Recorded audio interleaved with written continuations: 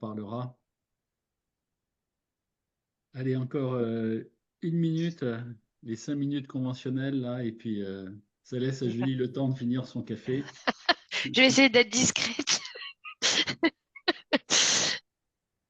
Ah, il y a Frédéric qui nous dit bonjour. Bonjour Frédéric. Oui.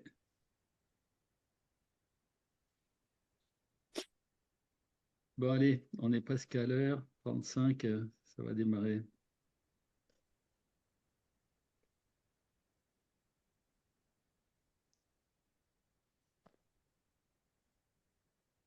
On sent que tu es concentré à lancer tes applis. Ça y est.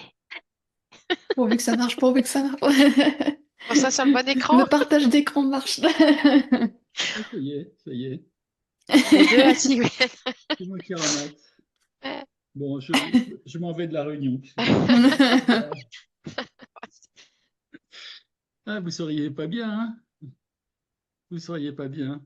Bon, ben on parle de quoi aujourd'hui? Ma liste de courses.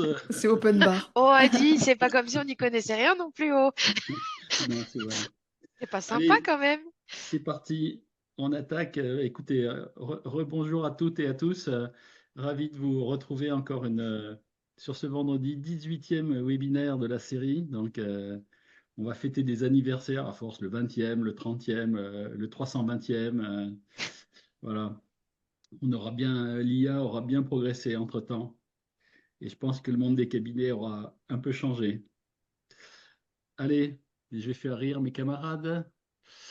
Je vais lancer mon diaporama. Mais non, ça va bien se passer. Si, non, non, mais je sais que vous aimez bien rire de moi. Donc, j'en donne l'occasion. Allez, on va y aller. Je ne permettrai pas trop quand même. Ouais, si.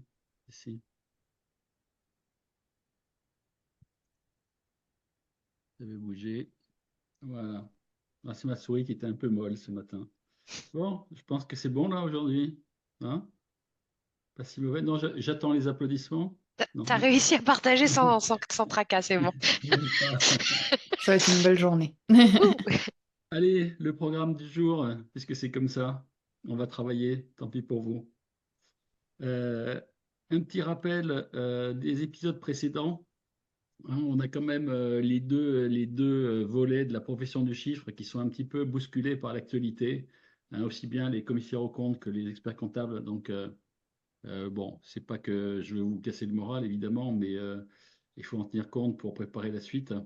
Et je pense que la suite va être grandement changeante par rapport aux habitudes. Ensuite, une petite news. On a vu une étude de BPI France qui montrait que les TPE-PME n'étaient pas beaucoup plus avancées que les cabinets comptables. Allez, peut-être elles ont 10 points d'avance, mais ce n'est pas encore extraordinaire. Donc, en résumé, en France, on n'est pas très bien sur l'IA aujourd'hui, mais je ne sais pas si sur les autres pays, c'est mieux que chez nous. Alors, on va terminer parce qu'il nous restait 2 points, les points 6 et 7 sur l'organisation des rendez-vous et le cas d'usage 7 sur le suivi de rendez-vous, visioconférence, etc.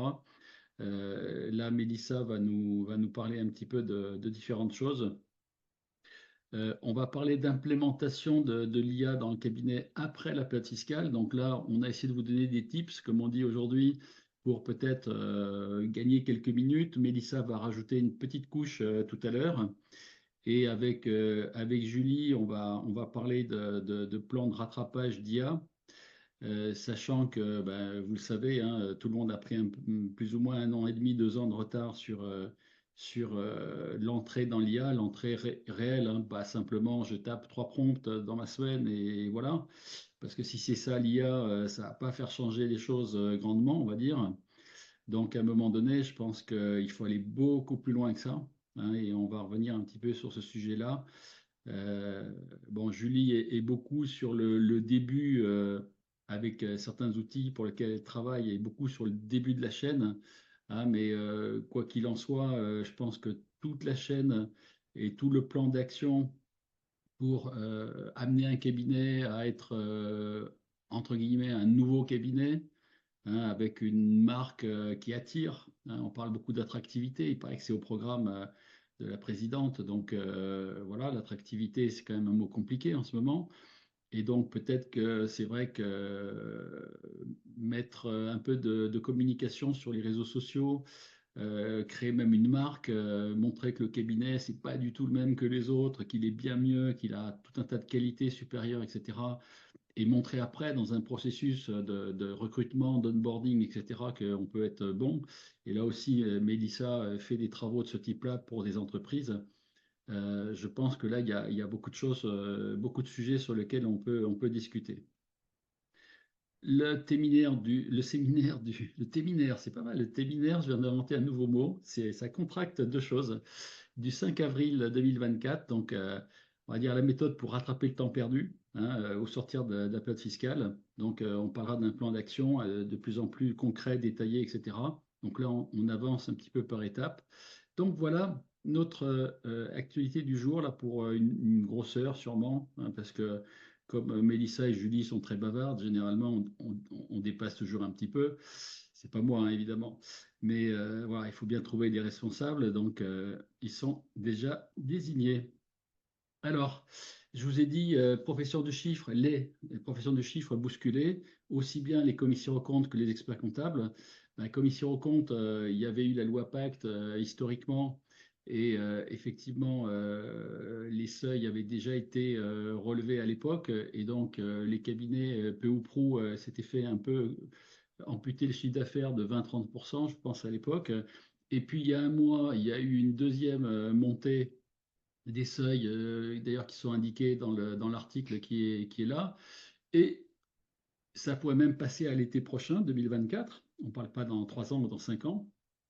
Alors, ça augmente encore de quasiment 50% les seuils, donc passer de 5 millions d'euros de total du bilan à 7,5 et de 10 millions de chiffre d'affaires à 15 millions.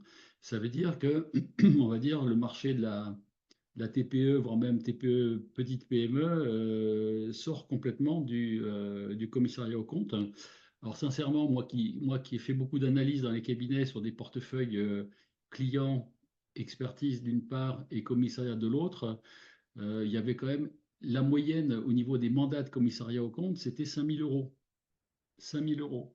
Ça veut dire que là, je pense que pour les très petits cabinets qui ont encore 5 ou 10 mandats, là, on leur râpe quasiment totalement ce qu'il leur reste de commissariat aux comptes. Et là, il y a plus qu'un marché pour les cabinets moyens grands, les bigs évidemment, et puis c'est fini. Bon. Alors après, je ne suis pas là pour, et je suis mal placé pour parler du rôle des commissaires aux comptes, de leur utilité dans l'entreprise et au niveau de l'État. Ils ont un rôle. Je suis donc mauvais juge et je ne me prononcerai pas du tout sur ce sujet-là. Mais à un moment donné, il faudra quand même s'interroger sur le fait que qui d'autre en dehors des institutions, que ce soit l'État ou les entreprises, qui d'autre défend les commissaires aux comptes aujourd'hui? Il faut se poser la question, hein, de l'attente du marché, éventuellement de l'attente de l'État. Qu'est-ce qu'ils veulent faire tous ces gens-là? Quelle est leur intention? On a un peu de mal à y voir clair là-dessus. L'autre sujet, je vous l'avais montré déjà la dernière fois, hein, c'était le KPMG, le plan secret donc de la patronne de KPMG, 10 000 collaborateurs quand même, qui est en train, via la banque Lazare, de revendre l'expertise comptable. Bon, je sais pas suivi l'actualité, je ne sais pas si ça s'est concrétisé, si ça avance, si ça recule, si elle revient dessus, si voilà. Mais en tout cas, c'est un signal que ça veut dire que des gens comme ça qui sont des bigs ont des intentions autres, ont peut-être imaginé que l'IA, la data et tout ça était un marché plus prometteur et qu'à un moment donné, donc hein, comme je l'ai dit la dernière fois, si vous avez 375 millions d'économies, allez-y, il y a un joli cabinet à reprendre. Mais bon, j'ai appelé ça un peu un canari dans la mine, hein, l'histoire. Et puis, il y a une autre petite actualité, bon, qui est peut-être passée un peu plus inaperçue au niveau également des experts comptables, c'est que on parle pas mal en ce moment, et je le vois passer sur LinkedIn, par exemple, de la mission d'ECF, hein, l'examen de conformité fiscale, bon, qui n'a rien à voir avec les syndicats professionnels. Euh, Et donc, les experts comptables et donc certains représentants, des sénateurs, peut-être des parlementaires, ont essayé de voir avec Bercy s'il y avait moyen, dans le cadre de cette mission, de faire en sorte que si l'ECF valide que les comptes, les charges, etc., des entreprises qui ont été auditées dans ce cadre-là sont correctes, ça ferait en sorte que le fisc ne pouvait plus revenir sur cet avis-là pour décréter qu'il y a eu une erreur de déclaration, hein, une fraude fiscale ou d'autres choses.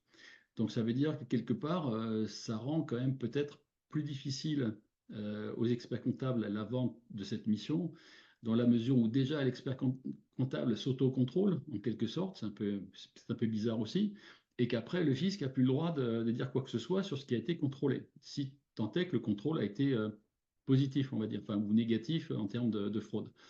Donc voilà, donc c'est des pistes, hein, je pense, qui étaient dans la tête de certains cabinets et qui semblent s'évaporer un peu. Donc Bercy a dit non, non, non, pas question.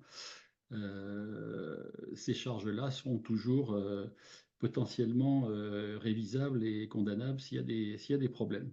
Bon, donc on voit quand même que d'une part, donc il y a des grands de la profession qui cherchent d'autres orientations ou qui les ont trouvées déjà et qui valident une nouvelle stratégie.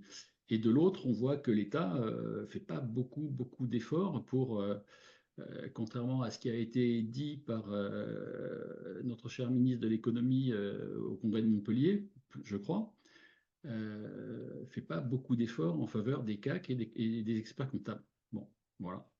Donc après, on l'analyse comme on veut, chacun se fera son avis, mais je me dis qu'après tout, ce sont des signaux, hein.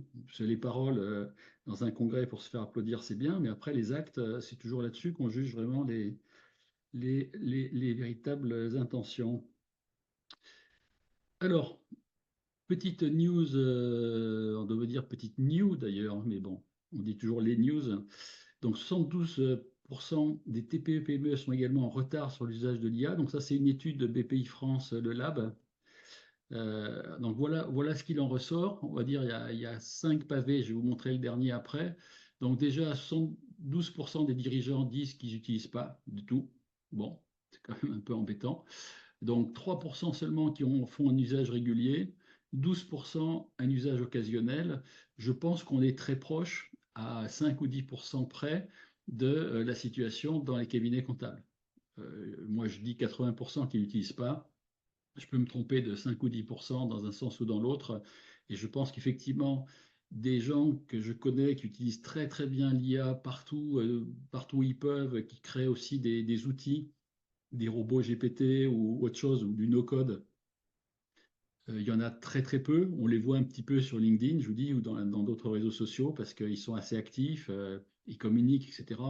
Mais très peu le font. Alors après, il y a des gros cabinets qui ont des forces de frappe informatiques et qui sont capables d'aller vers des choses comme ça aussi, et de créer des outils, des robots, etc. Donc ça, je le sais un peu, mais c'est un peu en souterrain, hein, ou en sous-marin, on n'en parle pas trop. Voilà, donc ça c'est le premier point. Le second point, c'est que les idées génératives révolutionnent le travail des cadres. Donc là, c'est pas moi qui le dis, c'est BPI France. Et donc, effectivement, ben, nous on le sait, on le vit au jour le jour, on le met en place chez nous, on le met en place dans Pilote Guard, on en a déjà parlé. À un moment donné, je pense qu'il faut se dire qu'il y a un potentiel de gain de productivité, un potentiel de créativité, parce que quand on se sert de l'IA par rapport à toutes les actions qu'on peut réaliser dans l'entreprise ou dans le cabinet, on se rend compte que ça donne plein d'idées, ça vous forme très très vite, et en 2 heures de temps, vous pouvez remplacer 2 jours de travail, quoi. Et donc, c'est quand même extrêmement intéressant. Autre point clé, les TPE-PME utilisent l'IA générative surtout pour les fonctions support. Donc, support, ben, c'est tout sauf peut-être la production directe la plus essentielle dans l'entreprise. Donc, veille, communication, marketing. C'est vrai que bon, on le voit et Mélissa et Julie ici présentes le savent très bien parce qu'elles bossent dessus et elles se servent beaucoup de ces outils-là, des réseaux sociaux notamment. Le marketing, la communication, le commercial, la veille d'information, etc., sont vraiment les fonctions qui se régalent actuellement le plus avec de l'IA, quoi, clairement. Voilà. Puis le quatrième point, c'est l'IA générative appelle à repenser la formation des collaborateurs. Alors oui, oui, les collaborateurs, et je dirais même sûrement des clients.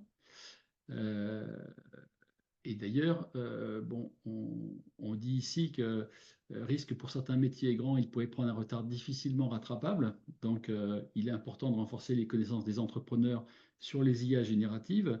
Là aussi, peut-être, qui mieux que les cabinets, moi je le dis depuis plusieurs mois, hein, qui mieux que les dirigeants de cabinet pourraient non seulement former leurs collaborateurs, donc former et mettre en place un plan d'action, on va en parler en interne, mais également développer ou donner des accès.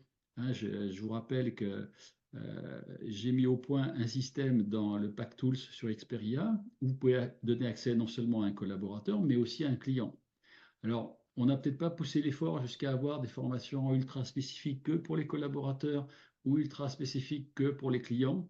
Hein. On a une plateforme qui est un peu généraliste et qui travaille beaucoup autour de l'outil numéro un qui est ChatGPT, mais après, les savoir-faire que vous avez pour écrire un prompt, que ce soit sur ChatGPT, Mistral, Gemini ou Perplexity ou Copilot ou autre chose, c'est pareil. Ça, vous pouvez l'apprendre, c'est valable pour tout. Donc, à un moment donné, servez-vous-en parce que, sincèrement, plus vous allez donner de ressources à vos collaborateurs et à vos clients, plus ils seront efficaces et plus ça vous rendra efficace, vous, et performant. Et donc, ça vous donnera du temps, ça vous donnera des marges de manœuvre, des marges même financières, si vous faites des gains de productivité importants et donc de rentabilité importants. Donc, allez-y, quoi. Alors, je reviens juste un instant, peut-être en arrière ici, avant de donner la parole à Mélissa. Donc, c'est vrai que pour moi, il y a des risques de pas être dans le flux.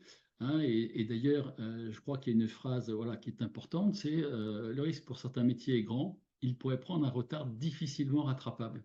Difficilement rattrapable. Et là, c'est aussi ce que je me tue à dire depuis au moins 6 mois, si ce n'est pas 9, c'est qu'aujourd'hui, les cabinets ont laissé passer quasiment 2 années, puisque là, quand vous allez sortir de la période fiscale, ça sera quasiment le mois de juillet, on va dire. Donc, ça sera, on va dire, après l'été, les vacances. Et donc, on va ressortir en septembre. Septembre, il y a toujours plein de choses à faire parce que ça s'est un peu accumulé entre-temps. On va au congrès et on attaque en octobre-novembre. 2 ans. Voilà, 2 ans sont passés. Le cabinet a quasiment rien fait. Donc ça, après, chacun prend ses risques. Hein. Alors, on va attaquer le chapitre 3. Donc, je vous ai promis de traiter ces deux sujets-là. La dernière fois, je vous ai dit, bon, on n'a pas eu le temps de traiter les sujets 6 et 7. Donc, je vais laisser un instant la parole à Mélissa. Et je vais revenir après sur. On va essayer de vous questionner un petit peu sur le sujet. Ça serait bien que vous nous donniez votre opinion sur toutes les micro-opérations qu'il y a à faire un peu sur la fin de la chaîne de production comptable. C'est-à-dire que le moment où euh, le collaborateur a fait sa révision, son projet de bilan, éventuellement il a sorti l'alias, il donne tout ça à l'expert comptable qui supervise en général, quand il n'y a pas quelqu'un au milieu entre le réviseur et l'expert comptable. L'expert comptable, si tout va bien, ça va jusqu'au bout. Le rendez-vous est organisé, les documents sont envoyés au client à l'issue du rendez-vous, et ainsi de suite. Et puis nous, on a inventé un outil qui s'appelle Pilot Guard, qui est capable de non seulement gérer une partie du bout de la chaîne, justement, à savoir, on vous l'a dit, créer un tableau de bord Power BI qui peut être en live dynamique ou en PDF, et un rapport qui peut être aussi interactif, modifiable, etc., qui peut se transformer en PDF, et une vidéo. Bon, la vidéo, on ne l'a pas encore lancée officiellement, mais on est prêt, ça marche hein, déjà. Et donc tout ça, ça pourrait être aussi envoyé au client avant même le rendez-vous, quand il y a rendez-vous. C'est-à-dire rendez-vous, il y a peut-être dans 80% des cas. Et puis après, sur des LMNP, des SCI, des choses comme ça, il n'y a pas forcément de rendez-vous. Mais toutes ces micro-tâches qui se font à la fin, avant de télédéclarer l'alias, de l'envoyer au fisc, euh, moi je m'aperçois, parce que je fais des coachings dans les cabinets, que tout le monde, du réviseur en passant par le superviseur s'il est différent de l'expert comptable, et puis retour au réviseur, qui souvent finit, passe des OD s'il y en a, et télétransmet l'alias. Alors ça peut être aussi une secrétaire qui le fait. Il y a plein de gens qui font 10-15 micro-tâches complètement manuellement, aidés éventuellement pour ne pas oublier les petits points importants d'un tableau Excel, comme d'habitude. Et ça, ben, ça a l'air de rien, mais c'est 5, 10, 15 minutes, 20 minutes, une demi-heure perdue sur chaque dossier, chaque année, par tous les gens du cabinet. C'est pas des trucs très valorisants souvent, c'est un peu d'organisation, c'est un peu de voilà. Et ça, on pourrait peut-être vous aider à faire des automatisations avec des outils no-code, si c'est vraiment du personnalisé, mais on peut aussi, et c'est notre intention peut-être aussi, rajouter dans Pilot Guard certaines opérations qui vont vous permettre de vous organiser, d'organiser peut-être le rendez-vous, le suivi du rendez-vous, etc., etc., etc., les tâches après à réaliser après avec le client. Tout ça, ça pourrait s'injecter dans l'outil Pilot Guard. Mélissa, je te laisse la parole si tu veux montrer des petites choses. Ouais, allez, Tu as peut-être j'enchaîne. besoin que enfin, tu sais arrêter je vais t'arrêter le partage si tu veux. Ouais, Je te ok. laisse Bon, de toute reprendre façon, dans un le premier truc. temps, j'aurais pas besoin. Mais, euh, mais du coup, voilà, ce qu'on disait avec Stéphane, c'est surtout recueillir votre besoin, vous, en tant que cabinet d'experts comptables. Parce que je pense qu'en période fiscale, il y a pas mal de tâches sur lesquelles c'est un peu chronophage et vous aimeriez bien gagner du temps dessus. C'est du temps un petit peu gaspillé, entre guillemets.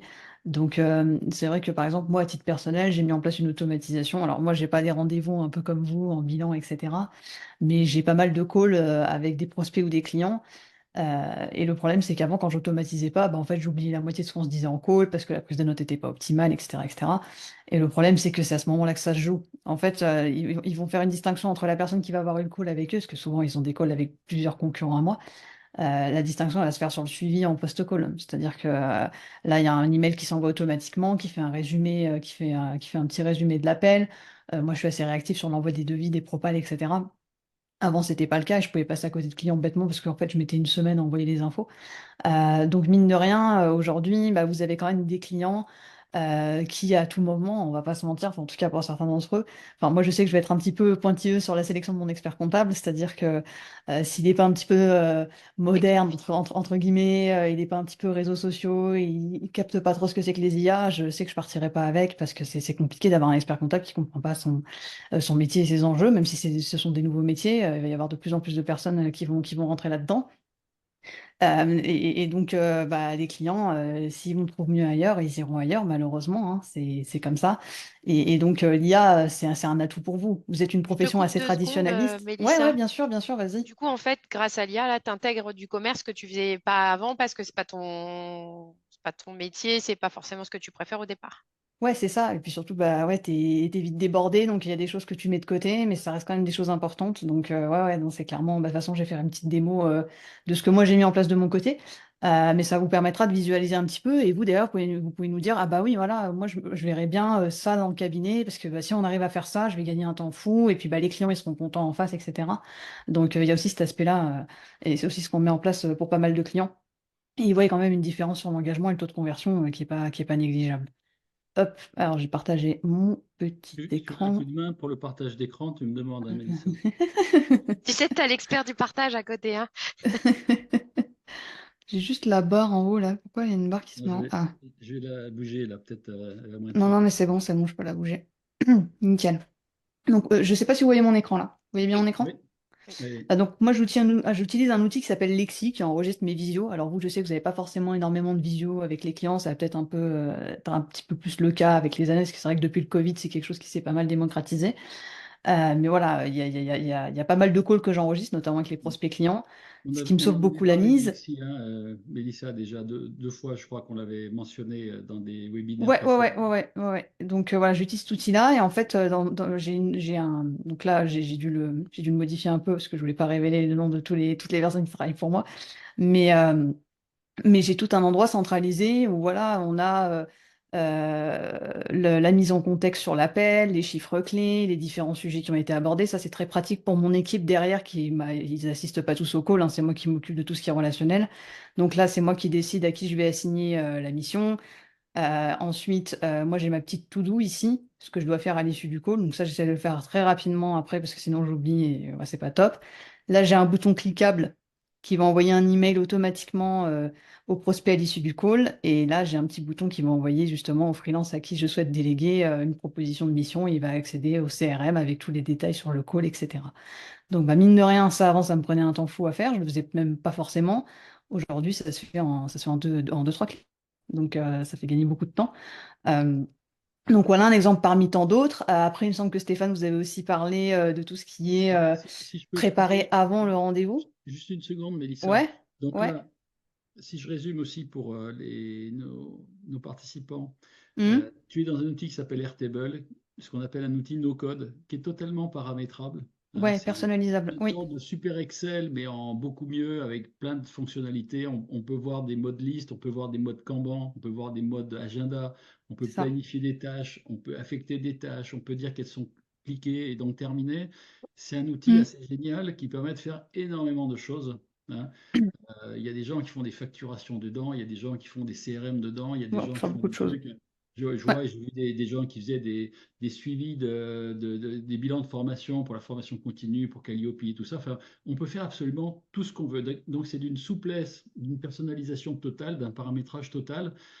Et donc, ça, tu le mets en batterie aussi avec un outil qui s'appelle Make, qui a plusieurs ouais, équivalents comme ici. Zapier, N8N, etc., qui Ouais, permettent de relier différents outils entre eux.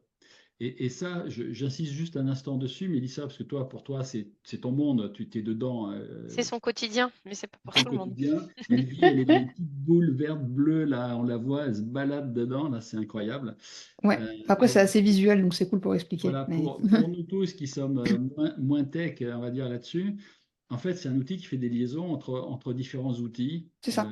Et donc, ça permet de faire des choses extrêmement puissantes. Alors, via Ouais. des API en plus qui existent de plus en plus partout. Hein. En plus, c'est des outils nativement qui ont déjà préparé ces API, qui ont des connexions à des milliers de logiciels. Et ça commence à venir aussi dans la profession comptable, parce qu'on a de plus en plus d'API sur quasiment tous les outils du marché. Donc, il faut vous dire qu'à un moment donné, il faut que vous compreniez que si votre éditeur standard principal, par exemple de comptabilité, n'est pas capable de gérer tout un tas de petits automatismes, parce que ce n'est pas leur travail, ce n'est pas des gens dans l'organisation, ils vous produisent des choses techniques, alors ils le font bien, hein, de la tenue, la TVA, de la révision, machin, jusqu'à l'alias, tout ça, donc ça, ils le font très bien depuis des dizaines d'années, puis peut-être de mieux en mieux avec les nouveaux outils, mais dès qu'on parle d'organisation, dès qu'on parle de chaîner les tâches entre les gens, etc., de faire des retours, de planifier, machin, etc., là, sincèrement, c'est plus leur métier, et généralement, c'est pas très bon. Et donc, il se passe inévitablement que tout le monde bricole, bidouille, fait des trucs dans les coins. Et c'est là où on commence à perdre du temps. Il faut comprendre que c'est pas en faisant le travail pro, métier, on va dire, dans l'outil de compta qu'on perd du temps. Quoique, ça peut arriver. Mais Mm. c'est dans tout l'environnement de ce travail-là que tout le monde fait des trucs dans Outlook, fait des trucs dans Excel, fait des trucs dans Word, fait des trucs dans d'autres outils encore du marché, tout ça n'étant pas relié, et évidemment, tout le monde commence à perdre des minutes et qui se transforment en heures, et au bout d'un moment, à la fin de la période fiscale, c'est des jours entiers et des semaines qui sont perdus. Voilà. Donc ça permet de faire absolument ce qu'on veut. Alors, avant que Mélissa passe à l'outil Lixi de suivi de rendez-vous, de visio, etc., de discussion, de conversation avec des clients, ça, typiquement, euh, on peut, si vous voulez un jour faire un webinaire là-dessus, analyser euh, toutes les petites étapes que vous avez à gérer, qui sont un peu complexes entre, je vous dis, le réviseur, le superviseur, l'expert comptable, le réviseur à nouveau, ou la secrétaire en bout de chaîne, ou le secrétaire en bout de chaîne, etc., pour voir comment on pourrait vous créer soit une automatisation externe, et puis voilà, vous la lancez quand vous voulez, ou alors on intègre des choses comme ça dans Pilot Guard, qui, puisqu'il est déjà à la fin de la chaîne, puisqu'il est au moment où on fait des outils pour le client, donc un tableau de bord, un rapport, une vidéo, etc., ça peut se mettre un peu autour. Voilà. Et ça peut se connecter via des API à vos outils classiques de production, etc. Donc pensez-y. Hein. On va peut-être, si on a quelques minutes à la fin, on vous posera quelques questions Mm. là-dessus. Si ça vous motive, en tout cas, si ça vous motive, mettez-le en question-réponse. Dites oui, oui, ça m'intéresse de réfléchir autour de ça, parce que là, j'ai la sensation que j'en ai partout et qu'à un moment donné, je me réveille la nuit en pensant que j'ai oublié trois trucs et qu'il faut absolument les noter. Donc, en plus, soit vous dormez mal, soit vous vous levez pour les noter, et donc vous dormez pas, et c'est pas une solution en soi. Donc, voilà, on peut faire des choses magiques avec ce genre d'outils, en plus avec des belles couleurs comme ce qu'a fait Mélissa, donc c'est très agréable à regarder. Ouais, Donc c'est voilà, assez visuel. on pourra, n'hésitez pas à nous mettre des questions ou des réponses dans le petit chat qui est en bas, la Q&R, de façon à ce qu'on puisse faire une petite séance un jour pour essayer de régler tous ces sujets-là qui vous consomment des heures et des heures tous les ans, et ces heures, elles sont précieuses, elles sont de plus en plus précieuses, quoi. À toi, Mélissa. Et bah top. Bah, du coup, je reprends où j'en étais. Oui, il me semble que Stéphane vous avait introduit le fait que il pouvait y avoir des petites automatisations qui pouvaient se mettre en place en amont d'un rendez-vous, etc. Donc vraiment l'aspect préparation. Alors, on l'a jamais encore mis en place pour des cabinets, parce que bah, comme on vous le disait, on a besoin de recueillir vos besoins spécifiques. Mais à titre d'exemple, très récemment, on a mis en place avec des partenaires une automatisation. Alors là, pour le coup, c'est vraiment pour un SaaS, une entreprise SaaS qui ont plusieurs équipes de sales. Ils sont plusieurs dizaines. Et en fait, techniquement, ils reçoivent des formulaires que les prospects vont remplir sur leur site internet pour pouvoir avoir une démo personnalisée, ce qui est assez classique. Le truc, c'est que normalement, en amont, ils sont censés faire un travail, aller se renseigner sur le prospect, aller sur le site internet, le LinkedIn, etc. Sauf que ça prend beaucoup de temps. En réalité, les sales ne le font pas vraiment et donc ils arrivent en call, ils savent pas trop à qui ils vont parler. Donc Alors, toutes ces étapes en amont, je ouais. traduis, les sales sont les commerciaux et les Oui, les calls sales, ce sont les sont les commerciaux appels qui s'occupent de téléphoniques. vendre. Ouais, Hein, mais ils sont terribles, les jeunes en marketing, ils parlent plus qu'anglais, franglais. désolé, faut que je m'habitue à ça. Mais oui, oui, les sales, c'est les personnes qui s'occupent de vendre le logiciel, en fait, tout simplement en visio, souvent aux prospects. Les prospects qui sont les potentiels clients. Donc du coup, nous, on a mis en place une automatisation qui, en fait, alors le formulaire, quand il arrive, il se met directement sur un outil qui s'appelle HubSpot. C'est un petit peu comme Airtable, c'est un système de CRM. Donc c'est assez bien fait. Et souvent, en fait, c'est des arrobas nom de domaine. Donc nous, ce qu'on fait, c'est qu'on va découper l'adresse mail. On va juste récupérer le nom de domaine.com ou .fr. Et ensuite, on va pouvoir aller à travers ce nom de domaine, trouver le site internet et aller récupérer toutes les informations qui sont disponibles sur ce site internet pour avoir un maximum d'infos sur l'entreprise.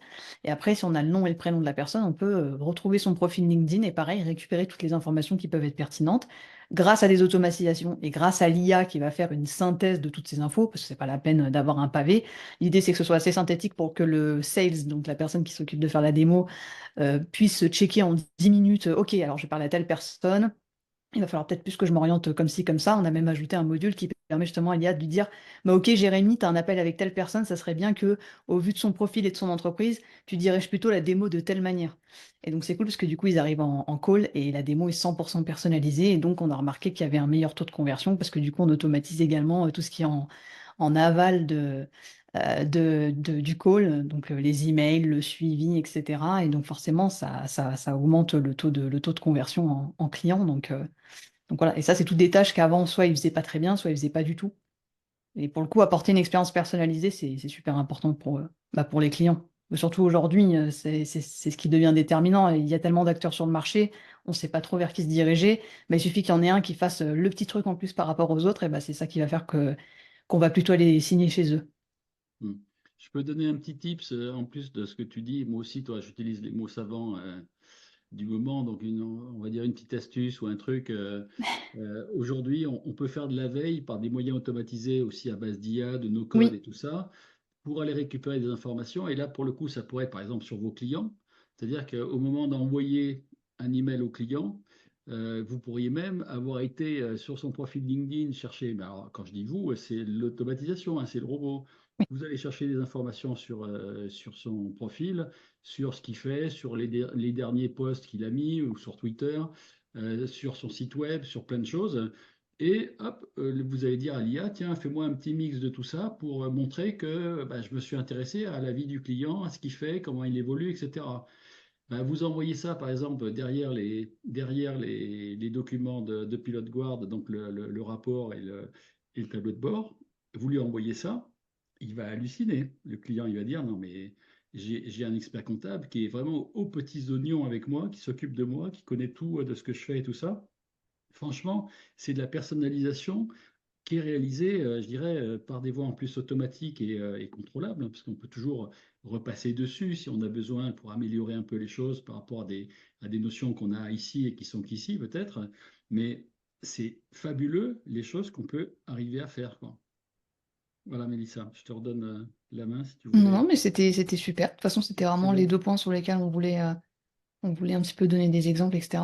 Mais par exemple, là, assez récemment, on a expérimenté les vocaux, c'est-à-dire en fait cloner sa propre voix et prospecter via ce biais-là. Par exemple, sur LinkedIn, au lieu d'envoyer un message où il y a juste la variable du prénom qui change et tout le reste c'est la même chose, on va construire un vocal qui va en fait se créer, enfin le script du vocal va se créer sur la base des informations qu'on sera allé chercher sur son profil LinkedIn. Donc après, ça clone notre voix et ça fait un petit vocal entre 20 et 30 secondes pour pour s'introduire un petit peu, etc. Et souvent, quand c'est bien fait, la personne en face pense vraiment qu'on a pris le temps de faire ce vocal, le temps de se renseigner sur elle, et donc même si elle n'est pas intéressée, on a une réponse en mode bah super, vraiment l'approche super sympa. Bon, je suis pas forcément intéressée, mais en tout cas, je prends le temps de vous répondre parce que c'était vraiment top. Donc du coup, on reste quand même dans les esprits au cas où si un jour elle repense à nous, bah, c'est toujours un bon point. Ouais. D'ailleurs, j'ai testé pas plus tard qu'il y a quelques jours avec un nouvel outil, le même principe que toi, mais pas en vocal, en vidéo. Là, pour Ouais, le coup, par contre, j'ai vraiment tourné une mini vidéo. Par contre, je l'ai incrusté dans un email.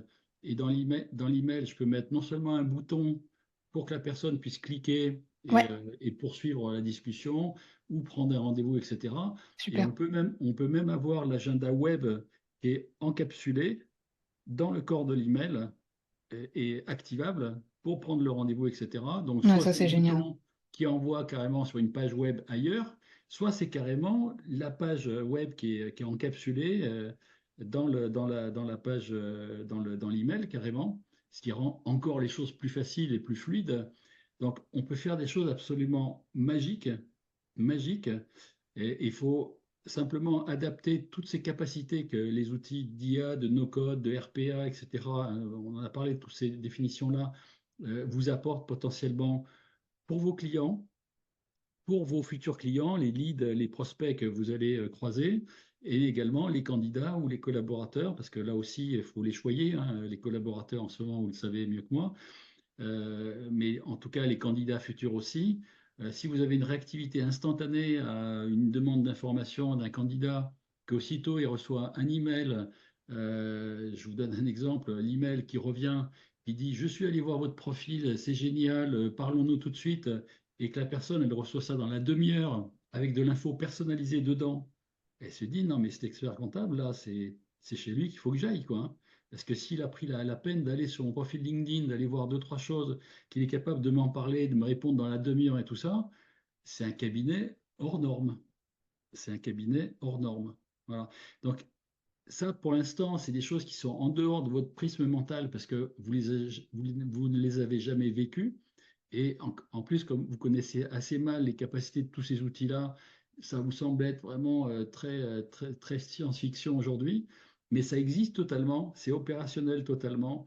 Il y a des outils qui sortent là-dedans tous les jours, et même pas qu'un tous les jours, c'est monstrueux. On peut mécaniser tout ça sous une forme qui est extrêmement sympathique, qui simule tellement bien la réalité qu'on ne fait plus la différence entre la réalité et la fiction ou l'automatisme, quoi. Et ça, c'est génial de s'accaparer ce genre de capacité parce que ça va compenser votre manque de temps chronique, et surtout là, dans le premier semestre de l'année, évidemment. Et ça vous donne en plus une capacité de trouver des clients, une capacité d'embaucher des gens, une capacité de gagner du temps pour aller vers la mutation de votre cabinet vers autre chose. Vous imaginez, c'est l'ouverture vers une mutation beaucoup plus facile, voire carrément facile, et en tout cas très enthousiasmante pour faire des choses assez extraordinaires, quoi.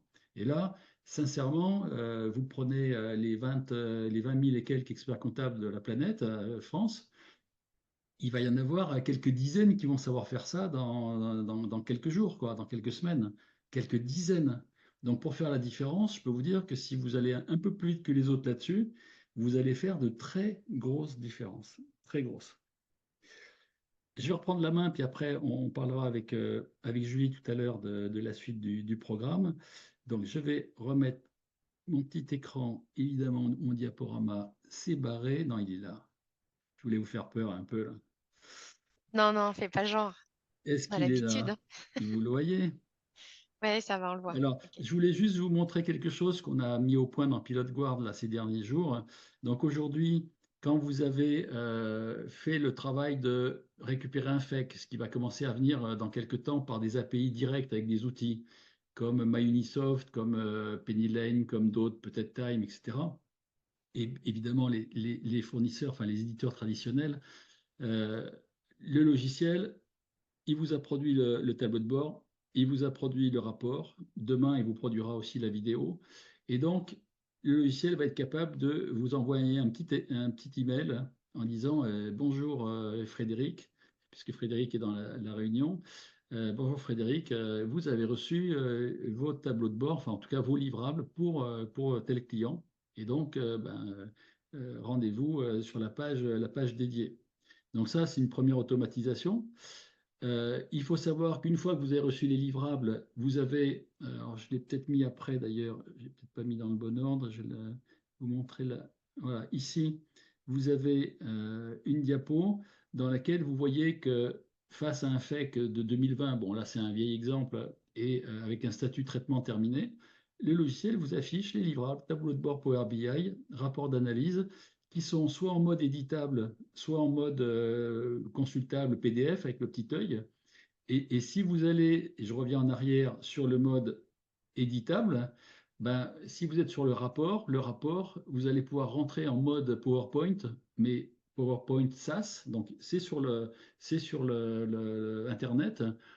Vous allez sur une page dans laquelle il y a du texte et vous voulez ajouter, modifier, supprimer une phrase à votre guise, vous le faites, vous enregistrez, instantanément, le PDF, ou en l'espace d'une minute peut-être, le PDF se met à jour. Et quand vous téléchargez et que vous envoyez, enfin vous ne téléchargez pas d'ailleurs, vous envoyez les livrables au client, ça va être la version modifiée tout de suite. Et donc là, vous allez avoir un email, par exemple en tutoiement, mais il y a une version en vouvoiement qui vous permet, alors qui est personnalisable là aussi avec des balises, etc., qui vous permet de dire bonjour, et là, prénom ou nom de dirigeant.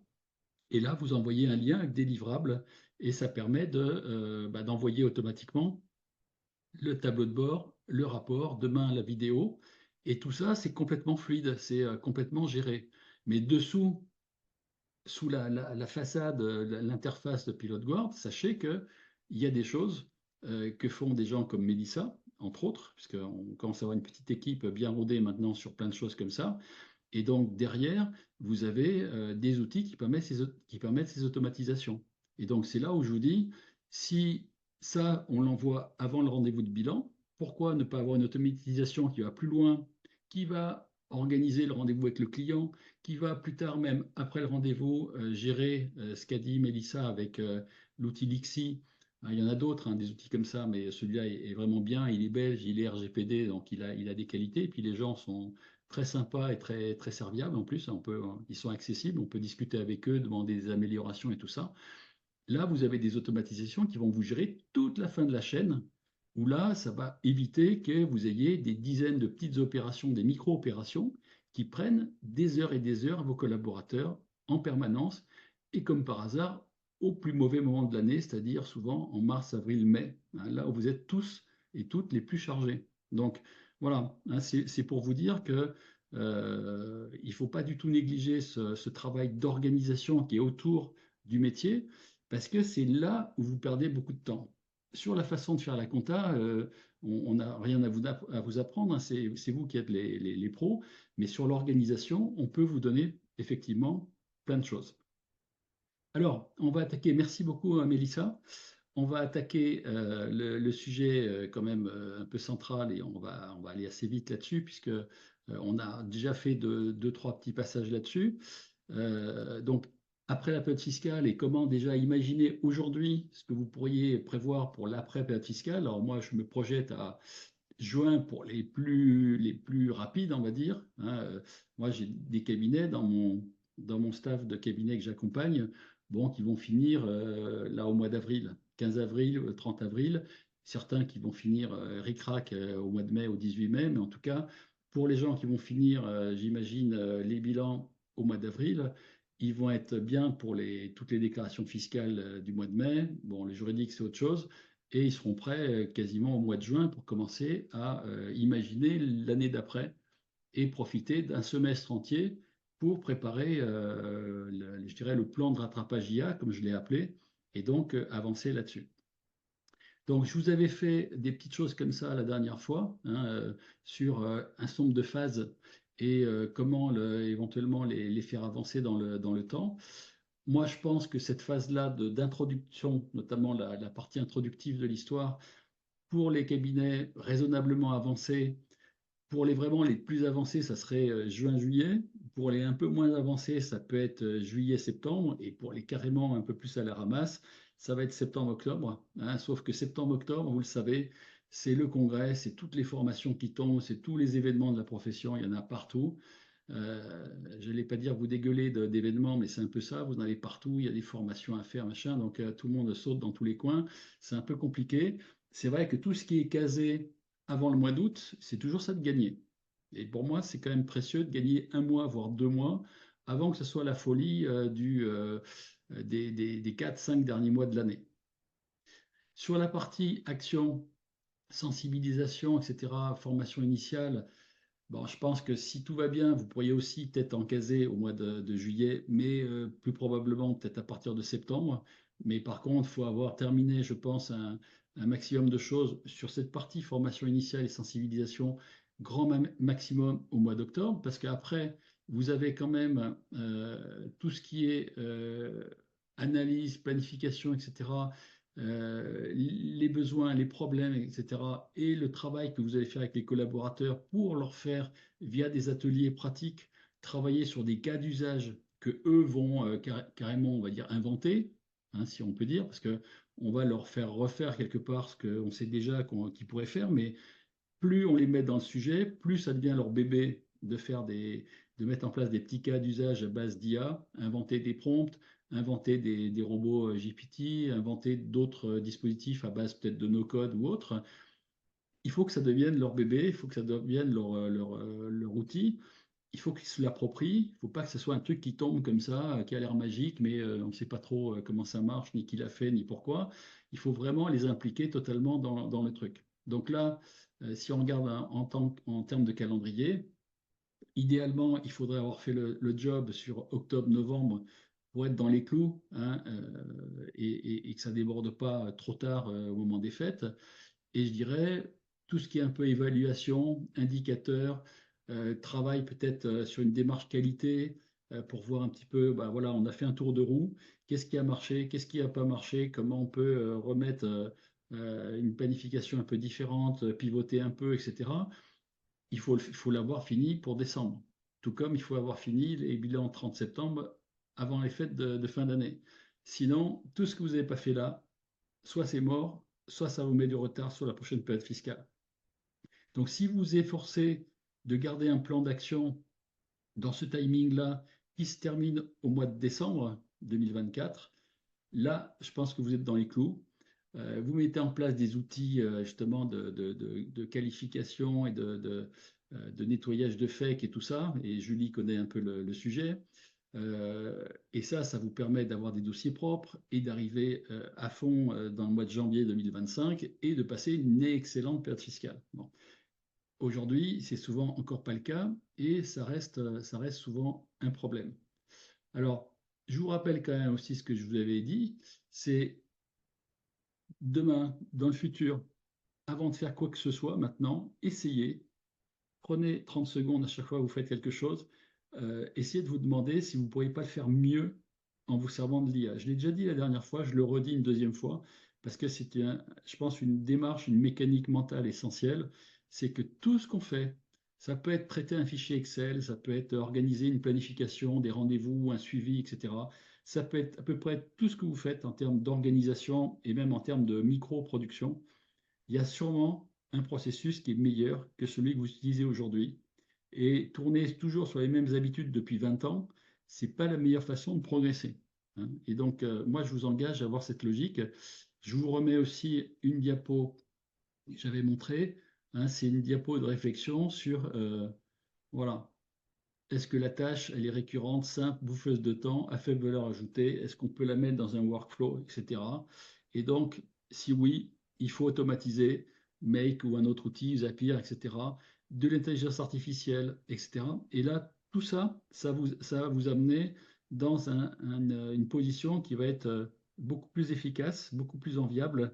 Et je pense que l'investissement de temps que vous allez concéder, on va dire de juin-juillet à quasiment décembre 2024, va vous permettre d'avoir vraiment une force de frappe bien supérieure dans les années qui viennent, hein, étant entendu que je ne serais pas étonné qu'à l'horizon entre septembre et décembre 2024, on voit déjà apparaître des outils qui vont faire de la captation de data ou de fichiers, de la tenue comptable, du calcul de TVA, voire même de la révision, carrément par IA, en dehors des logiciels de compta. Hein, je l'ai déjà dit une fois ou deux, j'en suis à peu près convaincu. Donc, ça veut dire qu'il va se passer des choses, ça veut dire que vos clients vont voir ces choses-là, ça veut dire qu'ils vont vouloir aussi peut-être se les accaparer, alors à tort ou à raison, hein, et qu'à un moment donné, ils vont vous confronter à ça en vous disant, bon, monsieur l'expert ou madame l'expert comptable, j'ai trouvé un truc, là, ça m'a pas l'air mal, j'ai commencé à mettre 3 factures d'achat, j'ai fait tourner, ça m'a sorti des écritures, alors je sais pas si c'est bon, mais ça m'a sorti des trucs, ça me dit que ça pourrait me faire ça en plus, et ça, et ça, et ça. Qu'est-ce qu'on fait? Voilà. Si ça, vous n'êtes pas au courant, vous allez le ramasser comme ça en frontal, et ça va être un peu compliqué. Et je vous garantis qu'il faut vraiment vous attendre à ce que ça arrive. Par ailleurs, une chose aussi, c'est que j'avais dit la dernière fois, pour moi, l'évolution pour rentrer dans l'IA par rapport à de la pratique, à des choses très concrètes, c'est que souvent on prend un abonnement ou pas d'abonnement d'ailleurs, puisqu'il y a plein d'outils d'IA gratuits aujourd'hui qui se sont d'ailleurs multipliés. Au départ, il y avait quasiment que ChatGPT 3.5, et puis aujourd'hui, il y en a au moins 5 ou 10 de plus qui sont en plus parfois français ou européens ou autres. En tout cas, il y en a des très bons. Et chacun a des spécialités, donc il faut peut-être un peu les tester. Souvent, on part des prompts simples et on apprend à faire des prompts évolués avec des règles du jeu, parce que souvent on ne les utilise pas au début. On a tendance au début à faire des prompts comme on tapait des questions dans Google, ce qui n'est pas très bon, et même pas bon du tout. Et puis après, on se sert de plugins. Alors, les plugins sont disparus, mais je veux dire, ça va être plutôt des robots GPT. Aujourd'hui, hein, les plugins sont disparus là, ou vont disparaître au 1er avril, je crois, donc c'est comme si c'était fait. Et d'ailleurs, je crois qu'ils ont disparu de ChatGPT, si je ne dis pas de bêtises, il me semble. Voilà, il y avait tout un store de plugins qui étaient des petits outils complémentaires. Exit les plugins à fond sur les GPTs. Et donc, c'est ça qui remplace. Et en plus, ces GPTs, vous pouvez les créer assez facilement. Alors, il faut avoir la version payante de Il n'y en ChatGPT. a plus, hein, tu as raison, il n'y a plus de plugin. Oui, il n'y en a plus. Il faut avoir la version payante de ChatGPT pour créer des robots. Et ces robots, c'est un peu le début de la mécanisation d'un workflow avant de passer au workflow type no-code. Alors au passage, on peut aussi combiner des GPTs entre eux, qui vont chacun réaliser un bout d'histoire, ou alors on va vers une automatisation complète, ce que c'est parfaitement faire Melissa. Et puis après, ben, on va vers des outils de SaaS comme PilotGuard ou bien d'autres que vous allez voir dans les semaines et les mois qui viennent. Voilà. Je pense que les cabinets, quand ils vont rentrer dans ces logiques-là, si jamais ils sont encore qu'au début à faire des prompts, ou d'ailleurs rien du tout, ils vont passer par ces étapes forcément. Bon, la 3, elle dégagera au profit de la 4, mais il y aura toujours au moins 5-6 étapes vers lesquelles vous allez rentrer. Et je pense qu'il y a aussi une façon de les gérer d'une façon efficace. C'est qu'à un moment donné, dans ces étapes-là, et d'ailleurs j'ai posé pas plus tard que ce matin la question à ChatGPT, donc vous allez voir, j'ai dit, bon, voilà, moi j'ai pensé à cette étape, est-ce que tu peux me critiquer ma démarche intellectuelle, est-ce que tu peux me la remettre en cause, me la compléter, etc.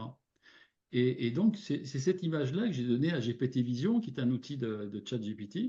Et il me dit, voilà, l'image que vous avez partagée présente des étapes d'apprentissage, etc., et d'exploitation de l'IA. vous les avez décomposés en 7 phases. Pour bonifier cette logique, nous pourrions envisager une approche évolutive et continue plutôt qu'une suite de stades distincts. Donc effectivement, et ce qu'il me dit, voilà, alors c'est peut-être écrit en petit, vous le verrez peut-être mieux dans le diaporama, il me dit, voilà, il faut d'abord passer par un apprentissage de certaines techniques, etc. Hein, on va dire inclure une phase de ce qu'il appelle une phase de rétroaction, c'est-à-dire qu'on va essayer de voir un petit peu si chaque étape vous apporte quelque chose, si elle vous aide à vous accaparer un peu de technique. Et puis après, il faudra passer à des cas d'usage, donc personnaliser à des applications métiers. Il faudra toujours avoir cet aspect un peu sécurité, éthique en tête, mais ça, je sais que dans les cabinets comptables, on l'a par défaut. Et puis se dire, tiens, il faut peut-être scaler après, c'est-à-dire mettre à l'échelle, se dire, tiens, si je le fais pour un petit truc comme ça, est-ce que demain, je ne peux pas le faire pour un gros truc comme ça? Exemple, aujourd'hui, je mets en place un petit workflow pour gérer des leads, donc des prospects qui se présentent au cabinet, et je le fais de façon un peu encore artisanale, mais j'ai déjà un petit workflow. Est-ce que demain, je lance pas une action LinkedIn, par exemple, avec Julie, et tout à coup, je ne me mets pas à communiquer sur la marque du cabinet et à faire du commercial en grand et à mettre des robots pour même rappeler les clients. Enfin, je veux dire, voilà. Donc, on va partir d'un petit truc simple, on va tester, on va se l'accaparer, et petit à petit, on va monter comme ça en puissance. Et c'est ce qu'on fait tous, hein. Nous, on a peut-être quelques mois d'avance sur vous parce que on a perçu le truc fin 2022, on l'a utilisé tout de suite. Et dès début 2023, on a compris qu'il fallait y aller, parce que c'était important. Et ça, vous allez le faire avec, je vous dis, 15 mois, 20 mois, 24 mois de retard par rapport à l'arrivée de l'IA sur le marché. Donc, il est grand temps de le faire. Mais je pense que ça va vous donner une possibilité d'avancer comme ça par étapes dans le processus. Et puis effectivement, vous allez vous rendre compte que bah, tout à coup, si la tenue, la captation des pièces, la tenue, tout ça, la TVA et peut-être la révision, moi j'ai dit, je pense que dans mon emailing de ce matin, j'ai dit, et j'en ai discuté avec plein d'experts comptables ces derniers temps, qui sont déjà dans l'IA et qui se développent des petits robots et tout ça. Ils me disent, pour nous, on en parle entre nous, hein, il n'y a pas les collaborateurs, mais ils me disent il y a 30, 40, 50% des collaborateurs actuels qui auront plus leur place d'ici, alors peut-être pas 3 mois, 6 mois, hein, mais dans les 3 ans ou 5 ans qui viennent, il y a sûrement une fraction non négligeable des collaborateurs actuels avec leurs capacités actuelles. Après, s'ils se développent très bien, tant mieux, ils resteront dans la course. S'ils ne se développent pas, ils sortiront du jeu, quoi. C'est pas possible. Et donc, voilà, tout ça, c'est des choses qu'il faut faire monter en puissance, hein. Je pense que progressivement, ça va vous permettre d'avancer, de rendre les choses naturelles, c'est-à-dire que les gens vont dire, bah oui, on ne peut plus faire autrement, quoi. C'est-à-dire que dans un an, je pense dans le cabinet, pour vous, ça sera naturel d'avoir ces outils-là. Alors que là, maintenant, c'est encore un peu, je ne vois pas trop ce que je peux faire, ou j'ai un peu de mal à lancer le truc, ou je l'ai fait, mais avec une prudence de chat pour pas faire de bêtises. Ça va changer tout ça. Alors, je sais pas, toi, Julie, comment tu vois les choses par rapport à tout ça, puisque tu accompagnes quand même pas mal de clients, de cabinets notamment, hein. Tu vois les choses aussi côté marketing, LinkedIn et d'autres outils. Euh, Comment tu vois, toi, quand tu rentres comme ça dans une prestation, dans une mission avec un cabinet, comment tu ressens un petit peu les choses par rapport à tout ça? Alors, je trouve que tout ce qu'on entame, nous, dans cette démarche avec Experia et les experts comptables avec lesquels on travaille, ils sont hyper positifs et participatifs. En revanche, au quotidien, dans la vraie vie, aussi d'une majorité de cabinets, c'est encore un peu lointain, je trouve.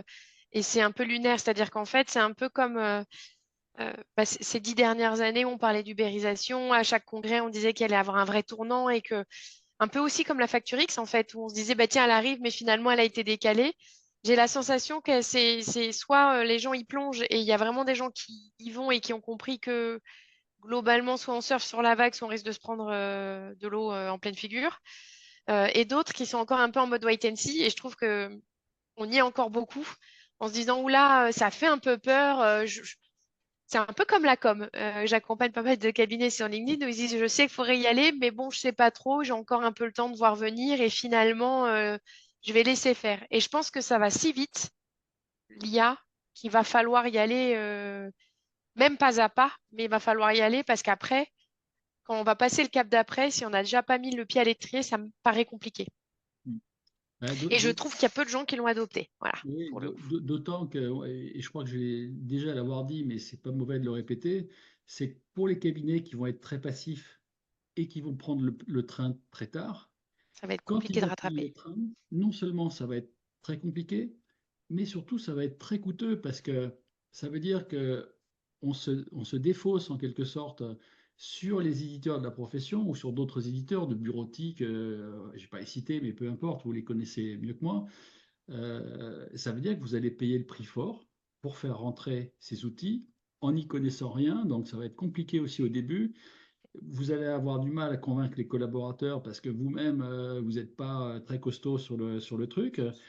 Vous allez avoir encore plus de mal, ou alors vous n'allez pas le faire du tout pour convaincre les clients eux-mêmes. Sauf que les clients, bah, s'ils sont encore à l'ancienne et qu'ils font encore de la boîte à chaussures et des choses comme ça, bah, c'est pas très bon pour vous. Et il y en a, hein, il y en a encore un certain nombre. Donc en fait, c'est une sorte d'effet cumulatif, soit dans une direction vertueuse, soit dans une direction un peu négative, où en fait, et là les écarts vont se creuser entre les cabinets qui auront pris le train et les autres, à mon avis, ils vont se creuser très fort, et je pense que même ils vont se creuser beaucoup plus fort que tout ce qui s'est passé depuis des dizaines d'années, parce que la puissance, encore une fois, croyez-nous sur parole, là pour le coup, la puissance de ces outils, nous on commence vraiment à l'aborder avec notre équipe Experia, avec Julie, avec Mélissa et avec d'autres personnes, y compris des cabinets, c'est fabuleux de puissance, quoi. Et donc, C'est- je pense qu'il Si je peux faut... rajouter juste un truc, Stéphane, du Oui, bien coup, sûr. c'est qu'en fait, on se rend compte là qu'il y a un vrai jeu à jouer sur la relation client, sur le fait qu'il va falloir changer un peu la façon de voir les missions et l'accompagnement parce que bah, il y a des changements dans la profession, il y a des changements dans plein de choses et que les outils nous le permettent. Finalement, maintenant, les outils le permettent. Il y a, il y a, il y a, il y a ce fait-là, mais le problème, c'est que là, il y a eu beaucoup d'outils accumulés finalement, pas forcément une optimisation de leur utilisation. Et les clients sont très en attente de conseils, sont assez en attente du cabinet, qu'il soit proactif, etc. Et je me rends quand même compte aussi qu'il y a aussi beaucoup de cabinets qui sont toujours très pris, beaucoup d'experts comptables qui sont toujours la tête sous l'eau et qui n'ont pas forcément cette capacité à répondre, non pas par envie, mais par manque de temps et par manque de ressources. Et que Mhm. peut-être ce genre d'outil va pouvoir permettre aussi d'améliorer ça, de remplacer non pas des collaborateurs ou autres, mais plutôt de traiter des tâches, comme disait Mélissa en fait au début de sa présentation, c'est que des choses qu'elle faisait pas ou mal parce que par manque de temps, par manque de compétences, elle le faisait pas.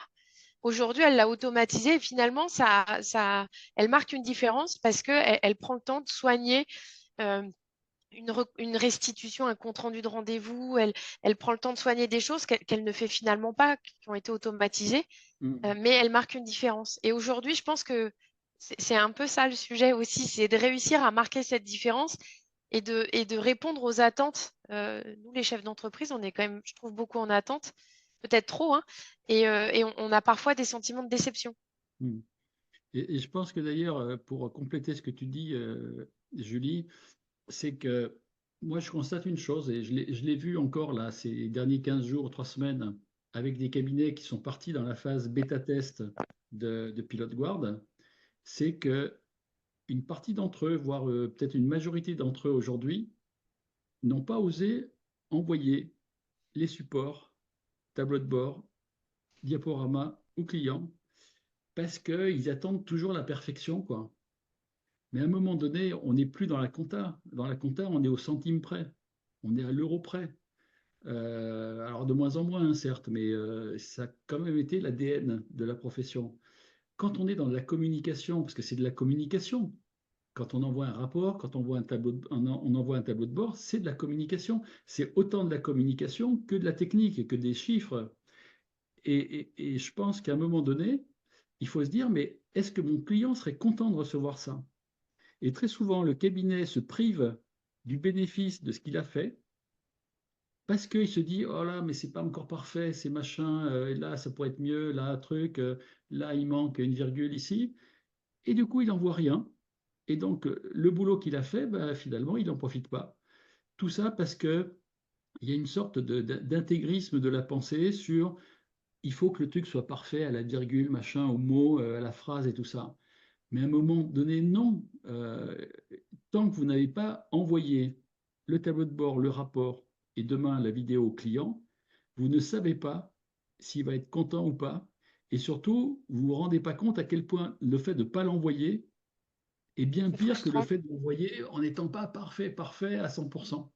Vous comprenez ce qu'on veut dire? C'est qu'à un moment donné, vous avez des outils maintenant, il faut que les clients les voient, quoi.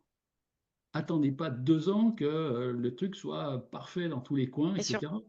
et Il surtout, il y a faut... 2 choses. Est-ce que, un, le client va se rendre compte que c'est de l'IA? Pas sûr du tout. Pas Mais sûr du non, tout, vu la qualité du. Et surtout, est-ce qu'on n'a pas le droit de dire qu'on a été aidé d'un outil et que du coup, l'objectif de ça, c'est une compréhension courte pour qu'on puisse octroyer du temps pour faire autre chose? Enfin, une compréhension sur un laps de temps plus court pour pouvoir faire autre chose derrière. Et bien que le sûr, rendez-vous de bilan, finalement, prenne une autre dimension.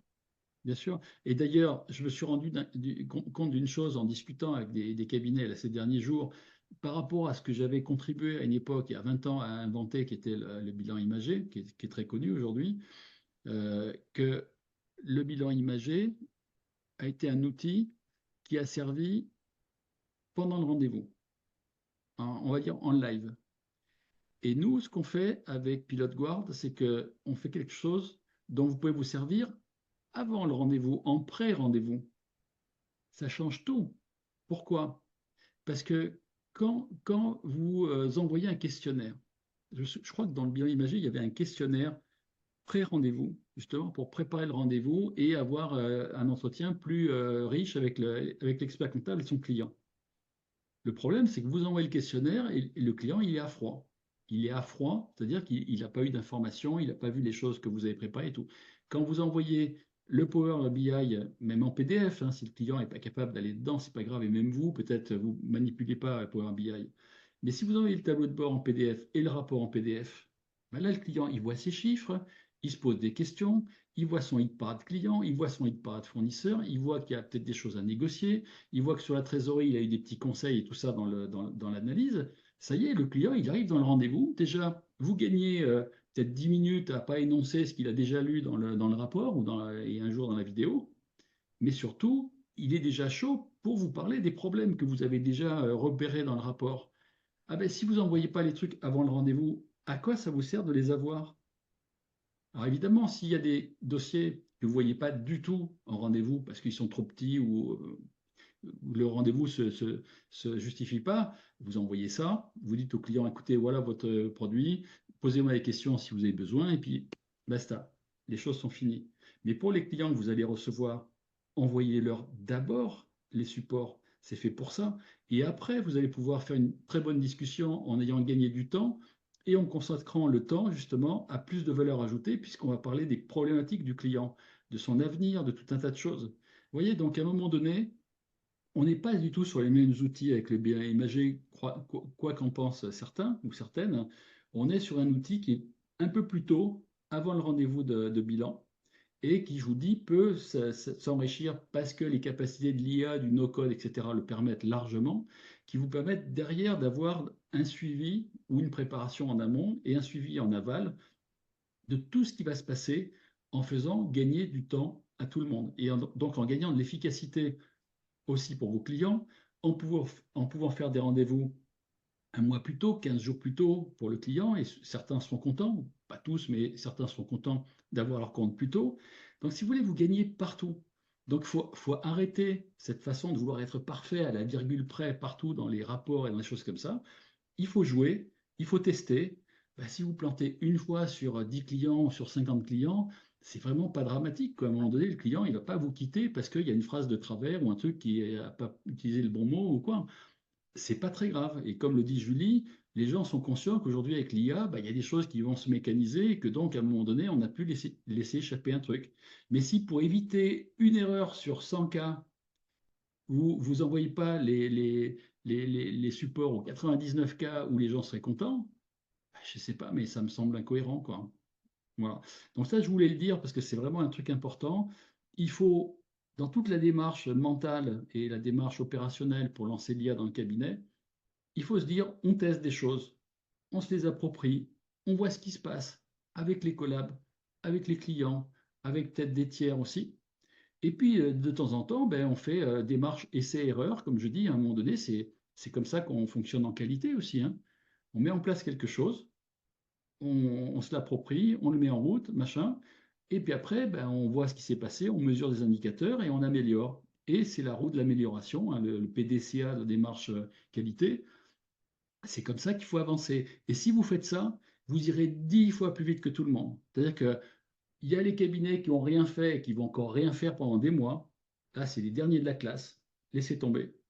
Il y a les cabinets qui, comme vous, soit être au bord d'y aller, soit être partis, puisqu'il y a des gens dans ce webinaire qui sont déjà dans Pilot Guard et qui s'en servent, qui pratiquent.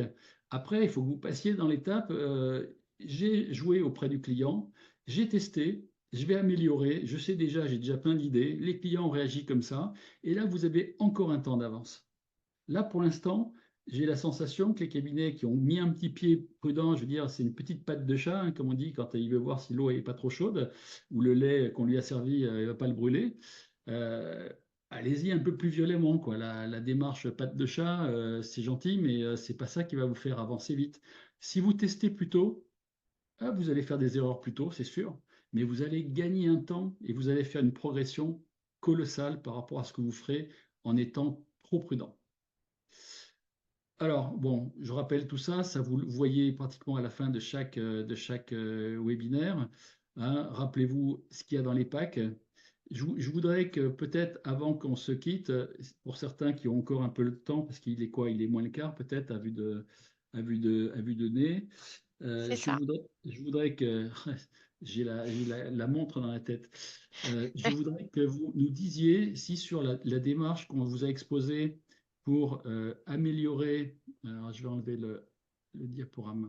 Voilà. Je voudrais que vous nous disiez, là, dans le petit module questions-réponses, là, en bas à gauche de l'écran, vous nous posiez des questions, que vous nous donniez des suggestions par rapport à l'optimisation de cette fin de période fiscale. S'il y a des choses qui, à votre avis, pourraient être améliorées dans votre fonctionnement entre vous, les collabs, le secrétariat, pour aller vers les clients, dans toutes les phases pré-rendez-vous de bilan, rendez-vous de bilan, post-rendez-vous de bilan et même post encore plus loin pour peut-être proposer des missions ou les exécuter avec les clients. Est-ce qu'il n'y a pas des choses aujourd'hui dont vous rêvez que vous n'avez pas et qui vous font manifestement perdre du temps, perdre de la performance, etc. J'aimerais bien que vous posiez quelques questions, hein, et qu'on puisse avoir une petite discussion terminale avant de se quitter. Donc allez-y, lâchez vos idées. Lâcher les questions. Ouais, ouais, lâchez les questions. On est là pour y répondre. Faites-vous plaisir. Vous êtes caché derrière l'écran, donc vous ne risquez rien. Euh, je vous, je vous écoute. Juste, Mélissa, tant que le temps que les questions arrivent, est-ce que tu peux nous expliquer un peu quelle est entre guillemets, la satisfaction client quand tu mets en route tes petits processus et que les gens s'en servent et qu'ils voient ce qui se passe et qu'ils voient aussi comment ça fonctionne avec les gens de l'extérieur quand ces choses-là touchent les gens de l'extérieur, des prospects ou des candidats ou des tiers. Tu peux essayer de me faire un petit feedback de ça? Ouais, ouais, carrément. Bah, souvent, les clients qu'on a, ils aiment bien s'amuser avec les nouvelles techno. Donc, dès qu'on leur livre l'automatisation, il y a toujours des petites manips qu'ils doivent faire de l'autre côté, de leur côté. Et donc, dès qu'ils font tourner une première, une deuxième, une troisième fois, on voit qu'ils sont assez contents du résultat. Et souvent, on a des feedbacks où, oui, oui, en effet, ils constatent qu'au niveau de la clientèle, ça fait vraiment des différences. Comme je l'expliquais tout à l'heure, l'approche est plus personnalisée, malgré le fait qu'on n'y passe pas du temps puisque c'est automatisé. Mais après, en termes de CA, j'ai pas vraiment de retour en termes de est-ce que ça nous a rapporté plus d'argent. Je pense que oui, parce que quand on me dit que ça signe plus de clients, par principe, ça signe plus d'argent. Mais oui, le feedback est souvent positif. Et puis, nous, on a vraiment un véritable accompagnement. C'est-à-dire que quand on livre l'automatisation, après, on part pas dans l'inconnu. On aime bien revenir aux nouvelles, faire un petit peu de maintenance s'il y a besoin, etc. Donc, pour l'instant, on a eu un taux de satisfaction de quasiment 100%. Je pense que j'ai rarement eu des problèmes. Bon, il y a toujours une ou deux personnes avec qui Ça passe pas toujours très bien, mais c'est très très rare. Et souvent, bah, les personnes qui prennent l'audit viennent déjà d'elles-mêmes. Donc, elles ont cette volonté de mettre un pied dedans et elles ont cette volonté de tester de nouvelles choses. Toi, Mélissa, qui Ouais. est cliente, jeune cliente de cabinet d'expertise comptable, qu'est-ce que tu attends d'un expert comptable, si tu attends quelque chose d'ailleurs aujourd'hui? Faut lire nos échanges de posts, hein, Stéphane. Non, je rigole. Oui, ce qu'hier j'ai commenté, oui, oui, oui, je me souviens. Ouais, ouais. Bah, moi, ce que j'attends, c'est vrai que pour l'instant, j'ai pas encore d'expert comptable, hein. Je sais qu'il va falloir que bientôt que je m'y penche. Quelle horreur, on peut vivre sans expert comptable. Bah, je On suis peut encore en pas. micro, je suis pas encore passé en société, donc pour l'instant, comptable, c'est pas une nécessité. Ah ben, je suis sûr qu'il Mais va y avoir des gens qui vont mettre leur nom là dans le chat là, et Les leur questions numéro de arrivent. téléphone.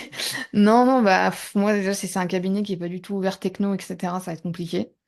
Hier, je me dis, comment il peut gérer ma compta s'il comprend pas ce que je fais, quoi, ça va être compliqué. Hmm. Euh, Moderne, après, pas forcément que ce soit forcément des jeunes, tu vois, parce qu'il y en a qui ont des super mentalités, avec qui je m'entends très bien, et bah, comme toi, Stéphane, tu vois. Donc là, ça n'a pas T'insinues que d'importance. Stéphane est vieux, là. Arrête, Non, mais Julie, tu m'enfonces. je te taquine. Non, mais du coup, Mélissa, t'es peut-être de ton profil et de ce que je vois, tu vas peut-être pas être fatalement demandeuse, toi. Enfin, il va te paraître logique de mettre un peu la main à la pâte sur les outils, poser tes documents dans certains outils, Ouais, ouais, clairement. utiliser certains, parce que tu es plutôt technophile. Ouais. Mais du coup, tu vas peut-être être en attente, justement, comme tu connais rien de la création d'entreprise, etc. Tu vas peut-être être en attente d'autres choses. Euh, et c'est là que tu vas attendre et même par automatisation, des résultats, finalement, si je comprends bien. Ouais, ouais, carrément. Oui, ça peut être sur des aspects fiscaux si tu dois changer de statut à un moment donné, parce Ouais. que quand tu Ouais, démarres être conseiller, parce que dans bah, un même si j'ai statut fait un des peu études initiaux, là-dedans, tu ne peux pas y je suis rester pas pendant bien. trop longtemps. Ouais. Quand tu Mm, fais mm. trop de chiffre d'affaires, ça devient plus très bien. Donc, il faut changer. Donc, c'est là où effectivement, Ouais, euh, être bien conseillé, mais justement, si on comprend pas mon activité, comment je peux être bien conseillé, quoi. hmm.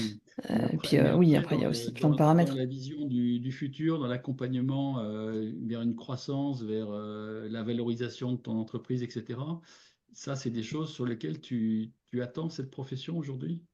Bah oui, oui. Ah oui, pour moi, un expert comptable, c'est pas juste on se voit une fois par an pour faire le bilan. Non, non. Ah bon? Ah, mais c'est Non, dingue non, ça. ouais, non, bah, Mais Julie, les jeunes, là, ils ont changé hein, quand même. Hein, T'as vu ça? Ah, mais c'est bah... incroyable. Et tu voudrais quoi? Tous les mois, tous les trimestres? Ouais, peut-être pas tous les mois, mais je pense que tous les trimestres, ça peut être pas mal, ouais. D'accord. Ouais, ouais, ouais. Sans en faire trop, hein. Je dis pas qu'il faut qu'on prenne 3 heures tous les 3 mois pour faire Non, un mais point, ça peut être etc. même une demi-heure finalement. Ouais, Ça peut voilà, peut-être c'est ça. même Moi, je être trouve une ça important demi-heure de de suivre. calage. Je trouve qu'une fois Ouais. par an, ça suffit pas, quoi. Ouais. Bon, après, je suis peut-être un peu pénible aussi. Mais bon, tu te tapes un contrôle fiscal ou quoi, c'est vrai que t'aimes bien quand c'est tout clean, quand tout est bien organisé, etc., qu'on fait des points et tout. Hmm. Donc voilà. Parce qu'à mon avis, contrôle fiscaux, d'ici quelques années, pour mon genre d'activité. J'ai lu ce matin dans un post qu'ils sont en train d'amener de l'IA justement dans les outils pour les contrôles et ils vont commencer à regarder pas mal de choses au travers de Bah, l'IA sur les entreprises, les voyages, les postes. En fait, ils vont ça. regrouper les postes, enfin bon, les interactions sur les réseaux sociaux, enfin, et plein de choses. Euh, Il y a des sujets quand même. Ah bah oui, surtout qu'on passera beaucoup moins entre les mailles du filet maintenant que bah, il y a des automatisations qui s'occupent de faire ce que l'humain faisait pas forcément avant. C'est ça. Donc Et ouais, ouais, il va je falloir peux vous dire qu'ils ne sont pas être en train. méticuleux. Ils ont déjà largement commencé. C'est déjà Ouais. largement commencé. Ouais. Et déjà, ça fait déjà plusieurs années qu'ils vont lire sur les réseaux sociaux. Mm. Et ça fait des années qu'ils peuvent avoir toutes les informations bancaires, etc. Là, c'est vrai que le jeune qui montre sa réussite éclatante avec les Rolex, les chaînes en or et la bagnole coupée sport dehors, Ouais, il, ou qui pour- fait un il prend, il- déplacement il pour le prend des boulot risques. et qui Mm. pose des photos sur ses réseaux pile poil Ouais, à la même période en perso. ouais. Voilà. Là, il y a des gens qui prennent des risques par rapport à ce qui peut arriver, quoi. Bon. Donc voilà, après, c'est le métier qui rentre, comme on dit. Mais bon, voilà, Bah, c'est un tournant à opérer en fait. oui, Effectivement, je oui, pense que c'est un c'est un vrai tournant, tournant à mais, opérer. mais Mm. l'administration a très bien compris. Bon, autant elle n'a pas été capable et le sera-t-elle dans quelques années de mettre en place des portails qui fonctionnent bien et on espère que la facture électronique, ce ne sera pas le guichet unique. Mais par contre, sur les analyses de données, ils ont compris que là, il y avait quand même quelques milliards à récupérer dans les coins et que là, ils vont être très efficaces, quoi, je pense. Voilà. Bon, on a des gens fatigués là aujourd'hui, on n'a pas tant de questions. Donc on a Alors, encore une beaucoup de quinzaine, courage mais surtout. ouais, ouais, là, les neurones sont un peu, la fin de la semaine est dure là. Donc on n'est pas enseveli sous les questions. Bah, écoutez, de toute façon, moi, je pense qu'on va poursuivre cette réflexion donc avec là, il y a actuellement une vingtaine de cabinets en bêta-test avec Pilot Guard. Ça nous permet d'avoir des feedbacks déjà très intéressants. Là, d'ailleurs, je vais rappeler Frédéric dans un instant. Euh, mais voilà, si vous avez des besoins, des idées, des choses où vous sentez que confusément que c'est pas optimisé, c'est pas organisé et que vous perdez du temps, vous et vos collaborateurs, n'hésitez pas à nous remonter des idées là-dessus parce qu'on est très preneurs et on a des capacités à vous développer des petites choses bien, bien mitonnées. Pour ceux qui ont commencé le bêta test il y a quelques jours, vous avez pu voir qu'en très peu de jours, on a fait des avancées énormes dans l'outil et c'est vraiment bonifié énormément. On va beaucoup travailler sur les commentaires aussi parce qu'on voit que parfois il peut y avoir des choses qui ne sont pas 100% pertinentes, donc on a besoin de les améliorer. Mais là, on a plein d'idées, donc ça va monter en puissance très, très fort. L'idée, et même l'idéal, ça serait qu'à un moment donné, une fois que vous avez mis le FEC au début du circuit, tout sorte et que vous n'avez même pas à intervenir une seule seconde sur ce qui se passe, ça part au client, quoi. Bon, on n'est pas à ce niveau-là de qualité ni à ce niveau-là de confiance, Pas évidemment, avec encore. vous encore, mais je pense que ça viendra et bon, le jour où il faudra envoyer des choses à des petits clients, peut-être, au moins pour commencer à tester, ça sera jouable et l'outil sera capable de le faire. Pour l'instant, on vous met des points d'arrêt à chaque niveau de l'avancement du FEC dans la chaîne pour que vous puissiez contrôler, maîtriser totalement le truc et éventuellement revenir sur les textes, les phrases, les commentaires qu'on vous met dans le rapport. Mais franchement, envoyez-les aux clients, même s'il faut modifier pendant 3 minutes, envoyez-les aux clients, montrez une Mais image modernisée. Vous allez voir que les gens vont être contents. Moi, je vous dis, j'en ai parlé déjà à des consultants qui sont des DAF externalisés, entre autres. Ils ont trouvé Pilot Guard une super idée, hein. Et ils sont très, très intéressés par le principe, hein. Donc, avancez parce que si vous avancez pas, les autres vont avancer sans vous, hein. Que ce soit des DAF, des clients, des chefs d'entreprise ou toutes sortes de gens qui sont dans ce circuit de la gestion, du pilotage, etc. Ils sont très en attente, comme l'a dit Julie, sur la trésorerie, sur plein de choses. Ils sont très en attente et le marché ne bouge pas quoi, depuis des années. Malheureusement, il ne bouge pas assez. Et en plus, par manque de temps, ça se complique. Donc l'IA, c'est vraiment la voie magique pour gagner du temps, pour faire plus de valeur. Je vais vous remercier, mesdames. Merci Mélissa, merci Julie Pas de de votre souci. présence. merci à toi. Je vais souhaiter un bon courage et beaucoup de vitamines à nos amis experts comptables hein, pour Ouais, il en faut là. tenir encore, pas 2 mois, mais un gros mois et demi, on va dire, ouais, un mois et demi là maintenant. Et surtout, épargnez vos collaborateurs, hein, parce que là, je les sens qui commencent à avoir aussi la fatigue. Il y en a beaucoup qui tombent malades et qui sont enrhumés, grippés et tout ça. Donc, je pense qu'il y a un phénomène psychologique de fatigue aussi, hein. Et je le répète depuis 4 ou 5 ans, ne les épuisez pas trop parce que vous n'en aurez plus à la fin, quoi. Donc, ok, il y aura des robots, mais bon, c'est peut-être moins agréable de vivre avec un robot que de vivre avec des personnes humaines sympathiques. Voilà. Aller boire le café avec un robot, c'est peut-être moins marrant, je sais pas. J'ai pas encore essayé. Mélissa, tu as déjà fait ça? Non, pas encore. Bon, j'espère qu'on ne le vivra jamais, mais bon, qui vivra verra, comme on dit. Allez, je souhaite une très bonne fin de journée à tout le monde, un bon week-end à suivre. Nous, on a une pluie épouvantable. Là, il tombe des seaux d'eau là, depuis 1 heure. Donc, j'ai l'impression que le week-end ne va pas être merveilleux. Mais le moral est excellent. Donc, le soleil est dans nos têtes C'est ça, et dans nos cœurs, on va dire. et dans nos cœurs. À bientôt, donc À vendredi bientôt. 5 pour la suite des opérations. Merci beaucoup à tous et à toutes. Merci. Au revoir. Au revoir.